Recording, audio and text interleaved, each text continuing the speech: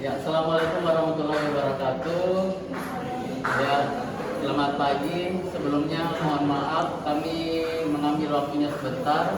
Kami dari perwakilan Poli Gigi. Perkenalkan, tak kenal maka tak sayang. Perkenalkan, nama saya Iman. Di samping saya Dr. Angel, dan di samping saya lagi Dr. Ferry. Di sini kami akan melakukan penyuluhan terkait menjaga kebersihan gigi dan mulut. Ada beberapa materi yang akan kami sampaikan, mungkin ada 3 materi. Jadi yang pertama, gusi bengkak. Mungkin ibu-ibu dan bapak-bapak sekalian pernah merasakan yang namanya gusi bengkak. Nah, apa sih gusi bengkak itu? Nah, di sini apa itu gusi bengkak? Gusi bengkak adalah terbentuknya kantung atau benjolan yang berisi nanah pada gigi yang disebabkan oleh infeksi bakteri. Kondisi ini bisa muncul di sekitar cangkang gigi atau gusi. Jadi penyebab gusi bengkak itu salah satunya diantaranya yaitu gigi berlubang. Jadi kalau ibu-ibu bapak-bapak kena dengan gigi yang berlubang, terus ada rasa nyeri dan sakit, ibu-ibu dan bapak-bapak sekalian bisa ke dokter gigi untuk memeriksakan. Nanti perawatannya itu ada banyak, ada giginya bisa ditambahkan, giginya bisa dirawat oleh akarnya, atau giginya nanti kalau misalnya tidak bisa dipertahankan, dicabut dan digantikan dengan pembuatan gigi palsu. Nah, seperti ini bentuk dari gigi berlubang, terus ini sisa akar. Nah, sisa akar ini biasanya tidak dapat dirawat lagi, sehingga satu-satunya yaitu adalah dicabut. Dan dicabutnya itu insya Allah seperti di gigi semut. Jadi yang penting sudah kita berikan obat bius, nanti setelah dicabut insya Allah tidak sakit. Nah, apa saja gejalanya? Gejalanya yang pertama, sakit gigi tentunya. Ada lagu yang menyatakan bahwa lebih baik sakit hati daripada sakit gigi. Karena memang sakit gigi itu sampai kita tidak bisa tidur, Bapak Ibu. Ya, iya sampai kepala. Terus bau mulut. Ini kita bikin tidak pede juga, apalagi kalau bicara dengan orang-orang bisa menyebabkan kita tidak pede karena bau mulut itu tadi. Terus demam. Nah, gigi ini mungkin organ tubuh yang paling kecil tapi sangat berpengaruh di seluruh anggota tubuh kita. Karena kalau sakit gigi tidak bisa tidur, tidak pede kalau bicara ke orang, terus bisa menyebabkan demam. Kemudian, nah seperti yang saya jelaskan tadi, ya itu tadi pencegahan dengan cara ke dokter gigi. Nanti dokter gigi yang akan memberikan solusinya. Jadi jangan saya penyakit gigi ini minumnya langsung beli obat, langsung dicabut sendiri giginya, tidak. Mending kita ke dokter agar lebih jelas dan lebih aman.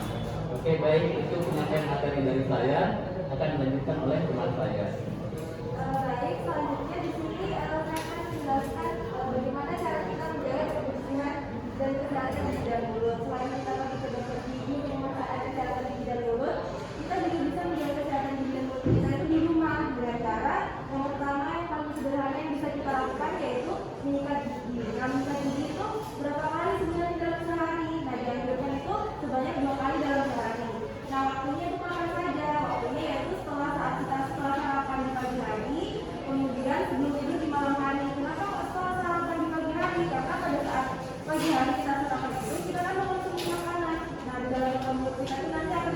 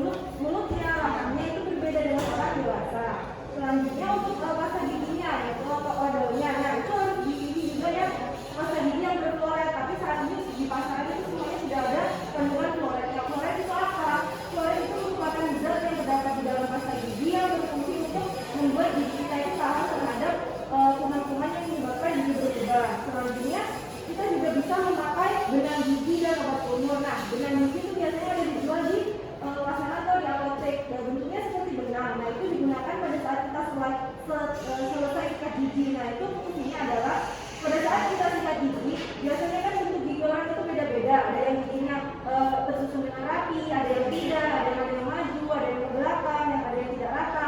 Nah di situ kan sikat gigi itu tidak bisa membersihkan secara keseluruhan di sela-sela gigi. Nah fungsi dari bukan giginya itu dia membersihkan dari sela-sela gigi, misalnya kayak habis makan daging. Nah itu ada sisa makanan mereka di sini yang nggak bisa kita bersihkan. Nah itu dengan gigi bisa membersihkannya. Selanjutnya untuk obat kumur ini juga ada dijual di apotek. Nah kalau obat kumur ini sendiri itu kita tidak boleh terlalu sering memakainya. Misalnya hanya dipakai sebanyak 2 kali dalam seminggu. Ya itu tidak boleh terlalu sering karena itu juga akan menyebabkan terjadinya infeksi jamur. Selanjutnya kita juga harus memperhatikan asupan dari makanan yang kita makan, asupan dari gizi kita. Misalnya kita sering makan makanan yang manis, yang lengket, nah itu perlu dikurangi. Dimana kita harus lebih banyak dan makan makanan sayuran, minum air yang banyak, yang teratur.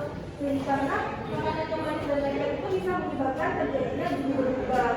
Kalau misalnya kita harus makan makanan yang manis, pada dasarnya kita kalau makan makanan manis itu berkumpul dengan air atau kalau lebih bagus lagi sikat gigi. Selanjutnya kita juga harus rutin untuk datang ke dokter gigi 6 bulan sekali.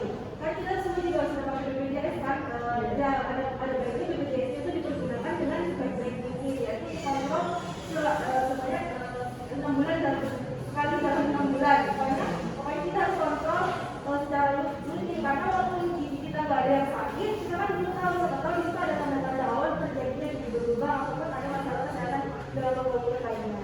Selanjutnya penjelasan dari di sini saya akan menjelaskan bagaimana sih cara sikat gigi yang baik dan benar itu. Yang pertama tadi kan sudah dijelaskan, dulu sikat giginya harus halus, terus sikat giginya ini harus bisa mencakup minimal 3 gigi, misalnya 3 gigi, kemudian ujung ininya itu agak bengkok biar bisa mencapai yang paling belakang. Terus jangan lupa juga pakai pasta gigi yang berfluoride. Nah biasanya itu kan kalau mengikat gigi itu bisa dimulai dari paling belakang yang atas. Nah caranya bagaimana? Bisa naik turun dari gusi ke gigi, bisa juga diputar-putar seperti ini dari belakang ke depan, muter-muter ini sampai ke sampingnya. Begitu juga yang di gigi bawah, dari belakang ke depan terus ke sampingnya. Nah untuk bagian yang sisi punggungnya atau bagian yang datarnya ini, cara mengikat giginya itu maju mundur, maju mundur, maju mundur, mundur, ini maju mundur juga, ini maju mundur juga. Terus untuk jangan sampai juga sisi bagian dalamnya juga kita gimana cara mengikatnya, cara mengikatnya mundur ke depan, keluar gini set, gini cara mengikatnya.